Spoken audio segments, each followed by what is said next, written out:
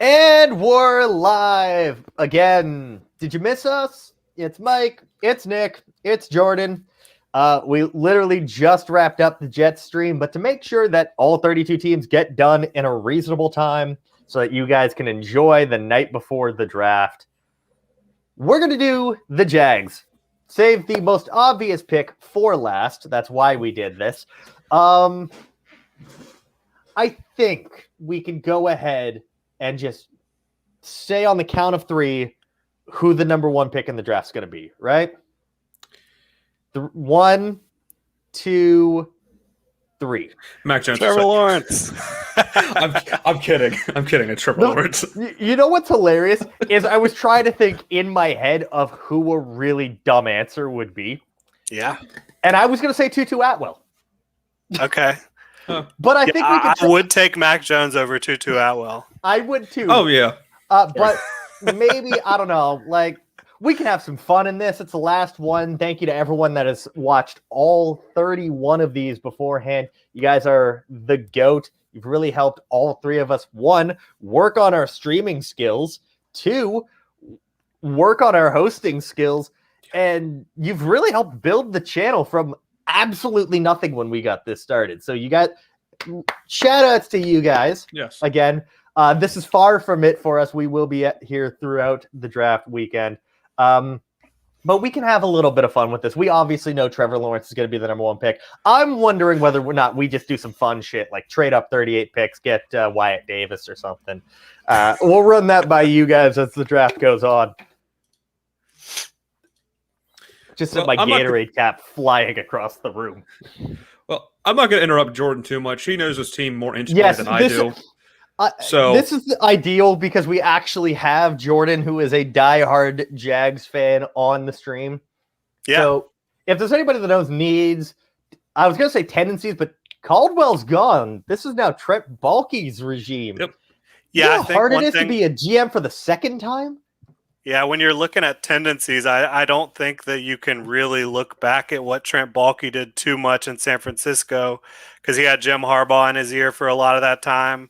Then Chip Kelly and Tom Sula, obviously. So I think you're going to see a lot of newness. I do think one thing you could see is a lot of trades. Baalke was very active in San Francisco. So I think you'll see some trading up and some trading down regularly as long as he's the Jaguars GM. I think for sure, not only that, there's usually one team that trades back into day one and somehow ends up with 3 picks. I think Jacksonville could be that team this year.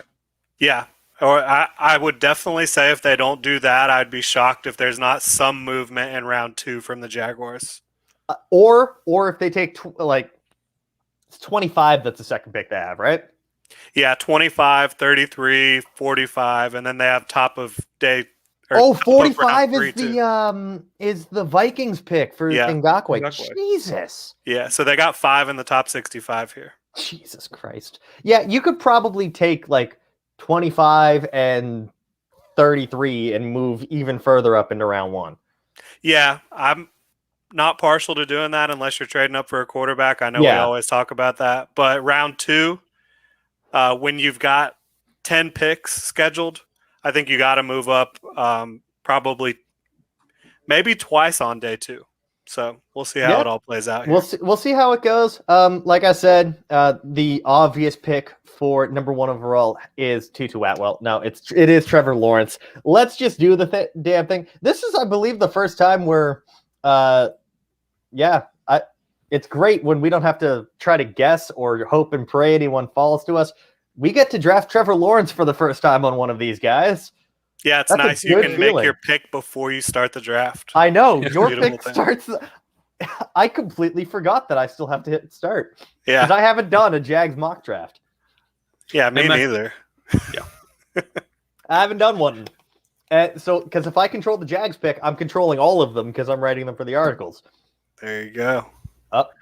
No. Wow. No. Absolutely big not. No. Tampa. Big no. That's more interesting, but that's still trading out of round 1. I'm not trading out of round 1. No. So goodbye, Dallas. All It'd right. be one thing to trade out of round 1 if you need more capital for day 2 and day 3, but the Jaguars don't. Justin Fields made it to 20 this time. Yeah. Man, What? how lucky would the Bears be? What? Okay, I think TDN stream. I think we've done so many of these that TDN draft machine just broke. Yeah. Because I cannot justify that. Because if I remember correctly, this is me going on a tangent now. They have, including drafted players. Oh wow, they have him predictive board at 10th. Yeah, and the Colts passing on Tevin Jenkins there. Oh, that's Tevin bold. Jenkins making it to Tennessee. Wow. I like that a lot. Jamin Davis went 16th overall. Jesus Christ. Leatherwood at 19. What the hell is this draft? This is something This else. is so That's what different it than is. the one we did literally an hour ago. We literally did one an hour ago that wasn't this mess. Yeah. When you Yes, look at what Troy, the it is most Jaguars have, certainly going off right now. This is not so. This is what I guess those at TDN, they've mentioned this before. They call this a unicorn draft, but like last year, the unicorn drafts were so much funnier. Yeah, they were. Because you'd get like, since he had the number 1 pick, right? I'm not. Yes. Yeah, because Joe Burrow. Yeah. But like, I would have like random unicorn drafts where like Chase Young was making it to 11, and yeah. and it made 0 sense. Like Chase Young is making it to 11. I had one where like, I'm not even kidding. We thought Isaiah Wilson was a reach at the end of round 1. He went like 4th in one I did because it was just like it broke. It was so broken. Yeah, this draft cycle, up until a couple months ago, there would be quite a few where I'd run and Pitts would fall all the way to 25. Okay, so Troy has said we could restart the draft, but it doesn't really start breaking until about really even after pick 11, because I could see Miami, New York going with Parsons. Like that's certainly. Darisaw, it goes off the rails a bit at 16. I don't even think that's that crazy. I mean, like, it's Jimmy Davis could very well be a first-round pick. 16th. Barmore, It's high, I think that Barmore, I think could happen. I mean, but I'm sorry, if Justin Fields is there at 17, he's going to Vegas. You would think, but because like Derek Carr has no security after this year. Anyways, we're not here to talk about the Raiders. We are here to talk about the Jaguars. Offensive tackle, wide receiver, and safety, the 3 biggest needs listed. Yeah, so about those needs, I also have offensive tackle as a need, but Urban Meyer has raved about that offensive line. They picked up Cam Robinson for his franchise tag year this that year. Was so much. So they're starting him at left tackle. I like Jawan Taylor. They're not looking to replace Jawan Taylor or add competition at right tackle. They really like what he can do, even though he's coming off of a really underwhelming year too. So I do not think offensive tackle is going to be in play here. I mean, in both my predictive and my what I would do, I gave them Trayvon Merrick. Yeah, I think that's the easiest pick because I don't think he should be ranked at 32 here. I think he's a much better player than that. And the Jaguars can use a playmaker in the secondary that also plays with consistency from down to down. They haven't really had that at safety in quite a while. I mean, Barry Church and Gibson played pretty well together in 2017, but that was a blip. So, yeah, Merrick makes a lot of sense. I don't think that they would pass on Ojulari here, and I know we just mocked Ojulari to the Jets. But I just think that when you look at what Joe Cullen is going to do with the multiple front defenses, Nick knows all about that Ravens style. Ojulari makes a ton of sense in that. And I think he's a better run defender than given credit for. So, because who else is starting at edge for them? They have DeJuan Smoot. It's Josh Allen, and they drafted Caleb Von Chase on last year, right. Which is why drafting like Ojulari is interesting to me, because you already invested a high enough pick in Caleb Von Chase. The last 2 drafts. It would be the last 2. It would be 3 drafts in a row where you're drafting an edge round 1. But again, those 2 guys are not tied to this regime as much. So true. I can see it, but those 2 guys are also very good. Yeah. Josh Allen is very good. Chason developed towards the end of the year. Still needs to. I mean, he was a raw player coming out, so He was absolutely. Yeah, he's And he super was young. being misplayed in Todd Wash's defense to start the year. They were trying to just get him with a hand in the dirt all the time. Yeah, I feel like if anyone, I mean, I'm just gonna sound like I'm gonna sound like a homer when I say this, but I feel like it'd be anyone to kind of get the most out of Chase on it, kind of would be Joe Cullen. I think so too. So I'm leaning Merrick. I'm as am I. totally good with that. That's who I predict, or that's who I got them in my most recent what I would do mock draft. And so he's easily my top ranked player here. I also would have advocated for Caleb Farley to kind of get to pair with C.J. Henderson and Shaquille Griffin, but the only weird thing with that is he's an outside corner. Both of those guys are outside corners, and Sidney Jones is also an outside corner. Sidney can't play in the slot though. He did not play as well in the slot as he did outside with the Jaguars last year, but I agree with you. Yeah. Okay, this Browns, this Bears one is an absolutely no. Yeah, hell no. That's not enough. No. I would avoid all these. Yeah. And we're back in 12 picks. Now Farley went to the Saints. Oh, I like that. Cool. I like that fit so much. All right. Okay. What's the wide receiver situation looking like? DJ Chark, Marvin Jones, Laviska Shenault, Colin Johnson, Jamal. So why is wide receiver listed as such a high need thing? It shouldn't be. Is it because Chark's going into a contract year? Maybe. I don't know. It shouldn't be listed that high, but I do think getting a guy who's a real slot receiver would make sense. Laviska Shenault and Marvin Jones and even DJ Chark to an extent, they all can run the slot, but they're more typical outside receivers. Yeah. I think it needs to specify that it would be like slot wideout, but it obviously doesn't Rashad Bateman is still here. Oh gosh, I would not pass on Rashad Bateman. Are we just gonna take Rashad Bateman because he's the best available player on the board? He's so good. That's ridiculous. This is insanity. I mean, Zaven Collins doesn't really fit in need. Owusu-Koramoah again. Another one, yeah. That's tempting. Yeah, it is tempting. The Jaguars have Miles Jack, who's that weak side linebacker. We just got Trayvon Merrick at safety. Joe Schobert's in the middle. They paid Schobert quite a bit, didn't they? They did, but they can get out after this year. You know how teams structure these contracts these days. But I think Rashad Bateman's just too good to pass on. I do think they're going to... I don't know if your sound cut out. Oh, sorry. You lost me for a minute. Sorry about that. Okay. No, my internet cut out.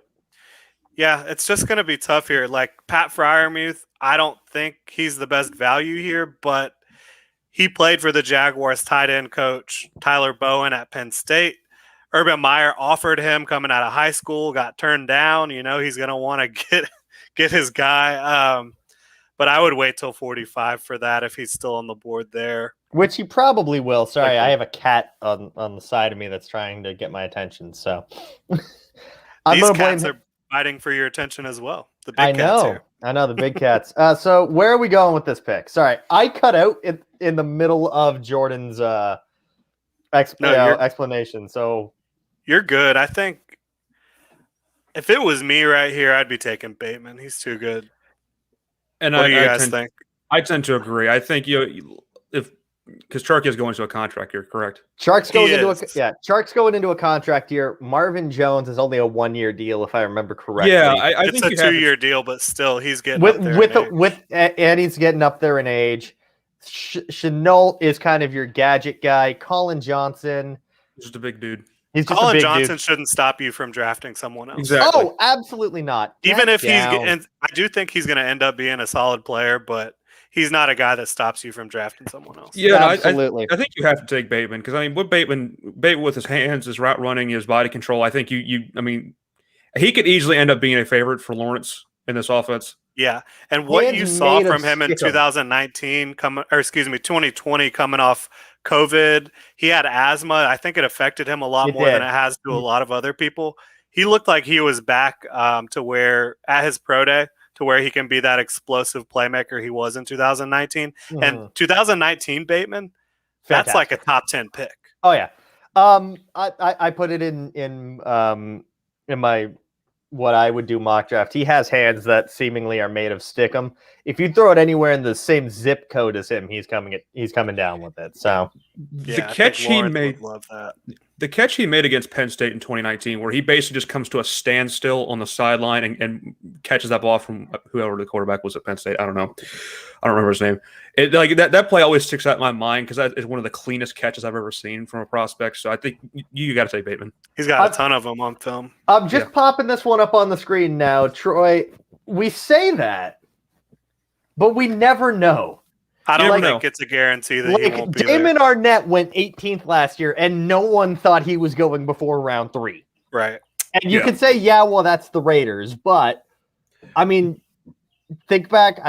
This same general manager, Trent Baalke, took A.J. Jenkins at 31.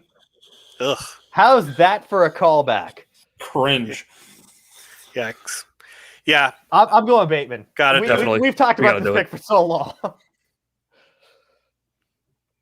Zaven Collins, oh man, of course the Falcons go and get JOK, eh?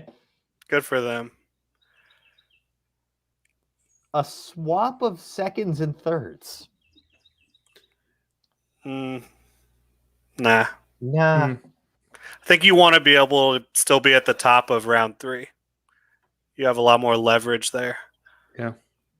That's a lot to move back 15 spots, but I wouldn't do it. And I'm in no way helping LA. Sorry, you got to figure this out on your own. If anything, I'd be more interested in potentially trading up from 65, but just depending on what's available. Yeah. All right, so we're gonna not do that. Wow, Terrace Marshall still on the board. Onwuzurike, I think, makes a lot of sense. What do you think about him as what he projects? To the next level. He barely missed a first round grade from him. He's my defensive tackle number 2 right behind Barmore. I know they drafted, what the hell's his name? Devon Hamilton. Devon Hamilton last year. I was going to say Taven Bryan, but he's probably gone if you make this pick. With he's probably gone anyways. Yeah. Well, but with Colin Johnson, though, what you said about Colin Johnson and Bateman, I don't think player you already have stopped you from taking someone like Onwuzurike because my God, is he physical? Whoa! We have breaking news on the pod. It's not Jacksonville related, but it's still breaking news. The Broncos have acquired one Theodore Bridgewater from the Panthers for a 6th round pick. Okay. Dang. I literally just had them mocked to trade up to get Justin Fields. That's great. I had Trey Lance fall into their hands at 9. Love it. All right. In my what I would do, I had them trade up to also get Trey Lance. Well, for any Broncos fans out there, yeah. How do we feel? Leave some comments and let us know. Anyways, I mean that definitely means that they're going quarterback, and that certainly means that Drew Lock is done. Yeah. Oh yeah. He already was done, but that's just the final straw there. Running back is listed as a need for. Oh, sorry. I was going to mention Levi Onwuzurike, and then that happened. Onwuzurike is my defensive tackle 3, and he is 49th on my board. So the value's there. I like him, and I like that fit for him. I mean, Urban Meyer, he raves about having a top 8 defensive line. That's what he wants to have year after year. I don't think they have the talent to do that right now. And so far we've added nothing on the defensive line. I think this would make a lot of sense to go get Onwuzurike here. Yeah, because I think he could be a 3-4 end. I think he could be a penetration player, in nickel situations. I think he makes a lot of sense for Jacksonville. Yeah, because we're going to like something similar to Baltimore, where even you get into those base 3-4 fronts. I mean, you can have Hamilton at nose, him at 3 tech, and then Taven Bryan at 5, and then that's money. Well, they got Malcolm Brown. Oh, that's true. I forgot about that.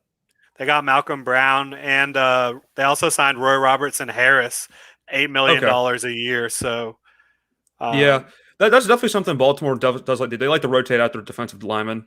Yeah. So that makes perfect sense. Is there anybody else y'all want to consider here? I mean, I know Urban Meyer's going to love Rondale Moore's speed. I was wondering about Rondale Moore, but I was also. But you already got Bateman. James Robinson. Yeah. Does not fit the type of offense that Urban's going to run. I don't think that's true. I think he has incredible vision, which is going to allow him to succeed in any running style, honestly. But and he has good contact balance. I think Javonte Williams is a souped-up James Robinson. Personally, I like that comp. Like they're both about 5'9", 220. Williams just has a little bit more juice, in my opinion. But Williams is my top running back. I love him. Don't get me wrong. I'm gonna let you guys decide where we go on this one. I would take on Zarike here, but as would I. I'm not going to disagree with that. I mean, I'd maybe suggest a tight end, but I think you can wait and get someone like Tremble. Or I forgot about Freiermuth. Yeah, I mean, did I cut out again? God damn it! Oh, you're good. You're good. We were just saying probably on Zarike. This one dead zone. What do you think about Freiermuth? No, I heard that. Oh. Freiermuth, I think you can get at the top of round 3. It seems to be quite a big drop off in the NFL's opinion on the tight end class. I don't think he's going to make it to round 3, but I'm willing to risk it because I don't think you have to have him. No, and if he's not there, then someone like Tremble is. Yeah. So we're going to go with Onwuzurike. Let's do it. Go away, Oakland. Or Las Vegas, wherever the hell you are now. What else? Okay, yeah. Peyton Turner does not make it to round 3. Sadness. No, get out of here, Washington. Go away. I apologize. I didn't realize this was a dead spot in terms of internet connection in the house. Oh, you're good, man. No worries. Because I'm also right by the backyard, so that might explain why I've cut out a few times. I think Pat Freiermuth is still here. You got to send it now. Full send. Full send. Jordan, correct me if I'm wrong, but they've been kind of linked to him throughout this entire process, right? Yeah, they have. I saw him linked at 25 with them. Yeah, I wouldn't be surprised if they took him at 25. I'm not going to lie to you. Now, I just want to say this because I do know that our boss, Tyler Browning, is watching this. I just want to point out that you can get Wyatt Davis without having to trade up 38 spots for him. You got to love that. I don't think the Jaguars are going to be keen on adding interior offensive line, especially this year. I just wanted to be a smart ass. Okay. We're going Pat Freiermuth. Yeah, you got to. Got to do it. I had to throw that smart ass remark in there. I apologize. And the Jags haven't had a real pass catching tight end ever. I mean, Mercedes Lewis is the all-time leader in yards and touchdowns at that spot. So it's a big move for them to go get a tight end like that with that type of skill set. Especially getting him in the 3rd round. If they could do that, it'd be such a steal. Kenneth Gainwell is still on the board. Wow. Now that is a running back that would bring you a different skill set than what James Robinson or Carlos Hyde has. I think you almost need to do it. Yeah. Yeah, I would agree with doing it. I have Trey Sermon rated higher, but Trey Sermon is bringing you more of the same with what you already have. And he's been injury prone. Yeah. Sure. I think Gainwell makes a lot of sense here as a guy you can line up all fucking bandits in this, man. I mean, I would rather get a Demetric Felton later than Kenneth Gainwell now, but I think he presents good value here. Let me post something else. I love Ellerson Smith. Let me post something else. Let me look at these safeties here, like Gillespie. I know we got Merrick, but I mean, for the memes. Oh yeah. They also literally just keep TCU intact. They also signed Rayshon Jenkins to a starter deal. He's getting like $8 million a year, something like that. So if you went like the Ardarius Washington route, you're playing him as a 3rd safety or a nickel corner, which I'm fine with. Do you guys think he fits in that mold as well? Yeah, he's a bit of everything. I mocked Ardarius to the Ravens a few days ago because I think you and I talked about this because he can probably come in and play some slot nickel corner for you. Yeah. So. Just for the brand, Ardarius Washington. Just for the brand, we're gonna Yeah. Part two. Even though I personally would go with Gainwell, we haven't pissed off our boss in probably about a good week and a half by picking our Darius Washington. So hi, Browning. I can't wait to see the soccer pick in a second. Sorry. Oh, okay. Wow. I think that's an easy trade up. Yeah. Thanks. Yeah, thanks, Duke Tobin. Can you still Gainwell's off the board? All right. And we can wait on a run. I don't think you trade up for Trey Sermon. You do not. There, you can take him. If Gainwell was still there, I absolutely would. Yeah. Now it has unfortunately taken away all of our needs. Apparently. Oh, beautiful. We still need everything according to TDN. Wait for it, guys. I have a special surprise for you. No. Oh boy. I feel like such a villain whenever I do this. I gotta love it, man. I think Ellerson Smith would make a lot of sense. I think they're going to want to add another edge player. Yeah, I could see that. I think Jonathan Cooper would make a lot of sense as well, and you might be able to get him a little later. I don't know. Yeah. Just because Cooper was recruited by Meyer at Ohio State, played for him. He really dominated at the Senior Bowl. I don't know if y'all got to see his clips there, but he was impressive at the Senior Bowl. Mm-hmm. I love Amir Smith-Marset.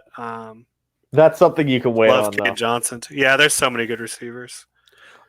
I think I'm with Jordan on this because I mean, I don't know how much longer like Dwayne Smoot's going to be around, and he's kind of that rotation guy. And not to bring up Baltimore again, but Joe Cullen, comes from that Baltimore system where they really like rotating the edge rushers in and out. Put them in different alignments and stuff. So I think that's smart. Banks is still there. See, this is a situation where if it was just me and not thinking about what the Jaguars are going to do, I do really like the idea of getting Banks or Green here. Mm-hmm. I don't think the Jaguars will do that, but we can do what we want here if we did want to go that route. Because AJ Cann at right guard is okay. Andrew Norwell's going into a contract year at left guard. So I think getting Banks or Green would make a lot of sense here. Yeah, AJ Conn's going to be a sneaky 30 this year. Yeah, he's just been kind of chugging along AJ at right Cann's guard. 30 already? Jesus Christ. Yeah, he's been I feel like he's been in the league for forever. Even though he's only been here from he was 2015. Yeah, he was an older draft pick. I didn't realize. I thought he was more recent than that. Anyways. Also, Shad Khan, Illinois grad. I don't know if that has it probably any won't. merit here with Kendrick Green, but if you want more athleticism on the offensive line, you go Kendrick Green. Yeah, I'm definitely a Green stan. I think I'm going to go Kendrick Green on this one. I'm good with it. Yeah. Because he doesn't necessarily have to start it right away anyway. No, he doesn't. He sure doesn't. So that's fine. So far, Mike, we've come away pretty good. Yeah. Mike, I just had a thought just for the last stream because we talked about getting depth at pass rusher. How about we just draft Malcolm Kuntz at one point? just for the meme, just for the old time's sakes. Well, where do they have him slated to go? 187. We have time. We have time. How many more picks do we have left? We actually don't have a lot of. We have to draft him in the 5th round. Or do we trade back? I mean, we'll see what's here. I mean, I don't want to rush into anything. I almost feel like Jaden Darden would be another one where we'd be like, yeah, absolutely. Man, I liked Patrick Jones so much before the Senior Bowl. Same. Ooh, Kylan Hill. Yeah. Where are we at on Kylan Hill for this? I like Kylan Hill. Do you guys think he has good vision? I think he's serviceable. Vision. Yeah. He doesn't have to be a starter, which if you've got Carlos Hyde. Now, again, he's kind of the same style as Robinson, but he's a way better pass catcher, which was his big knock coming into the year. It's almost like Robinson is a good pass catcher out of the backfield. I think there's some more explosiveness when you talk about Kylan Hill. Yeah. Than Robinson. I loved Kylan Hill coming into the year. I hated how Mississippi State used him and Mike Leach, which I should not have been surprised about because it's Mike Leach and he ruins everything. So I guess my thought here with Kylan Hill, is he an upgrade over Dare Agumbawale as a pass catcher? Now, there's a name I haven't heard in a hot minute. I'm not sure. They just re-signed Agumbawale. He's obviously got special teams value as well, which Urban Meyer is like a special teams fanatic. I don't know. I don't know if Kylan Hill would be in play here. I think getting an edge should be on the radar. Is Jonathan Cooper still available? He should be. I believe. 'Cause I think TDN's kind of low on him if my memory serves Yeah, I me think correctly. you're right. Oh, Yeah, Oh yeah, yeah, he's at 155, and I mean it's within 10 picks. I mean, I'd draft him in that range. That's how you I had would him. too. I like mean, him more than I like Amilcar Rashad. I like him more than I definitely Josh Kane though. Yeah. I gave a UDFA grade. So yeah. I think Cooper would make a lot of sense just with the connections with the staff, and I also think he makes sense in a Joe Cullen defense. Definitely. I'm putting it in them. Let's do Jonathan Cooper. I'm liking this draft. Also, Mike, to go off topic here, completely. You mentioned Mike Leach. I just remember Max Borgi's going to be in next year's class. So I have to add him to the watch list. No, you don't. I do. No, you don't, because he's not good. I'm going to watch him again because I feel like it. Anyway. Remember when he was the next McCaffrey because he was white and from a Pac-12 school playing running back? Listen. I don't know what smooth-brained crap that is, but that is some, there are 2 analysts that I can imagine saying that. 3 that I can imagine saying that. You both know who I'm talking about. Oh, yeah. Likely. Anyway. Oh, yeah. Yeah. Anyways, moving on. Oh, I didn't realize I messed up our Coots pick. Oh, look at Tyler. Being a memer. And, it is funny. That's obviously a thing that has been an issue throughout Urban Meyer's tenure in college. But he always talks about getting these football character guys, which I don't think that aligns with character off the field always. No. Football character and off-field character are not the same. Wow, Keith Taylor's still there. We got him a lot earlier for the Jets than this. We did. You need a slot, though, right? Yeah, I think Ambry Thomas. Ambry Thomas. I like him at this spot. Let's go. All right. Well, I think that's actually our last pick. It is. Yeah, it is. So now we can just kick our feet up and. Gotta love it. I like what they did with the secondary. I like what this secondary got immediately better. Unless, do you guys want to trade up into the 7th round by trading a 6th next year? I think that's the opposite of what you want to do, right?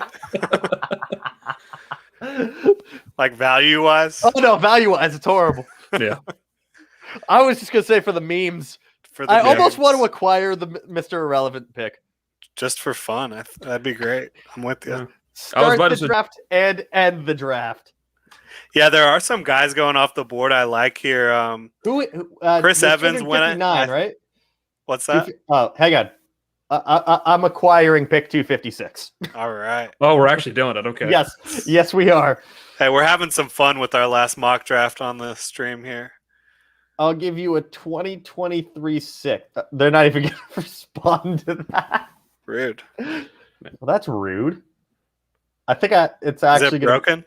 It's broken. It won't even let me send it because Oh, it's not broken. I have to offer them multiple things, I guess. Oh, yeah. It has to be multiple picks. Then I'll give you a 2022 and a 2023 7th. There we go. Could you imagine this happening? You know what? I almost want to take a bet that it happens. There is a podcast that I did with Patrick Chiotti. He was on when we did the Broncos one. For the last pick, I traded, I believe, because I traded up every pick after their second pick. Yeah, we went ham with the trades. No. This is the one I did on the podcast, Nick. Oh, okay. So I traded up every single pick after the second pick that they make. So after that, nothing was the original pick. I traded up every single time. And to get back up, I traded 2 of their 3 7th round picks I needed to get. I started trading picks for the next year as well, and I wanted to get picks back. So I got like a 6th round pick, a 5th round pick in next year, and in order to do that, I had to give up a 2023 5th round pick. Jesus fucking. Going wild. I went absolutely insane. I loved it. So who are we going to get for this haul that we just sent? I swear if it auto-pick. It auto-picked! Dadgummit. God damn it. Well, I think Dimitri Felton was still on the board, so hold up, fellas. We may have some. Rakeem Boyd. So did Felton go undrafted? I think he did. That's insane. No, I did that for the yes, he did. Insane. So just make that pick, Dimitri Felton. Yeah, it's let's let's immediately Felton. retcon that. It's Dimitri Felton. Oh man, I'm so pissed off by that. Let's check out the haul that we had. So Trevor Lawrence, in the biggest shock of the entire draft, said absolutely no one. Trayvon Merrick, Rashad Bateman, Levi Onwuzurike, those are all guys that could go round 1. Definitely. Yeah. Fryermuth, Ardarius Washington, Kendrick Green, Jonathan Cooper, Ambry Thomas, and that is not Rakeem Boyd. That's, of all people, Dimitri fucking Felton. What a haul. I know. I mean, you look at your guys on day 1 and day 2, those are all immediate starters on most teams. Now, we got Kendrick Green. Shane Michelle. All right, I'll take that. And we got Rakeem Boyd, and they got who knows, because we won't know how that trade turns out until like 4 years from now. Gotta love it. I love being.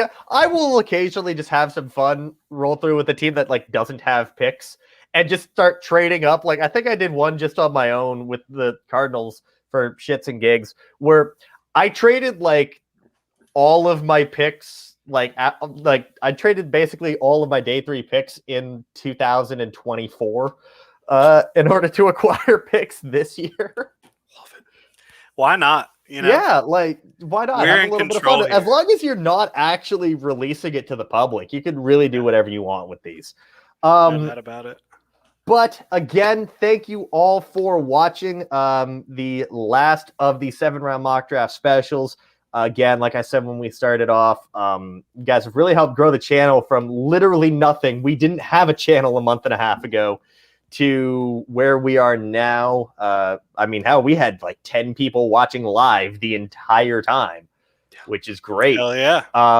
So yeah, we will be back. I believe we're going to do a betting show in the morning for those of you that want to possibly gain a little bit of money off the draft, or lose it. If that's your prerogative and you want to lose money, you go right ahead. If you want to put down like $300 that Tutu Atwell is going to go 3rd overall, then be my guest. I wouldn't recommend it. I don't know. I'm not a gambler. So, and then we have our pre-draft show, and then we will be live on the channel at 7:30 Eastern Standard Time tomorrow, right before the draft, and you can keep it locked here for the entire night. So for myself, for Nick, for Jordan, for all of us at Blue Chip, you know the deal by now. Like, comment, subscribe, hit the bell notification so you never miss when we go live. Buy the merch, follow us all on Twitter, and we'll see y'all tomorrow.